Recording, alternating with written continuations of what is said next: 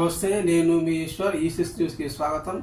June 1 నుంచి కొత్త traffic rules అమల్లోకి రాబోతున్నాయి. వాహనదారులు ఏమాత్రం అజాగ్రత్త ఉన్నా జేబుకు చిల్లులు పడాల్సిందే.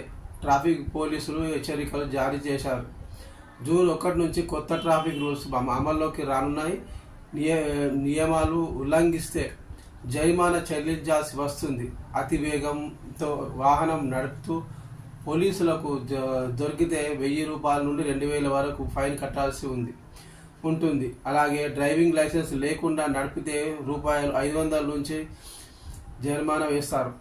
మైనర్ వాహనం నడిపితే రూపాయలు 25,000 జరిమానా మరియు ఈ మైనర్కి 25 ఏళ్ళ వయసు వచ్చే వరకు డ్రైవింగ్ లైసెన్స్ రాకుండా ఆంక్షలు విధిస్తారు.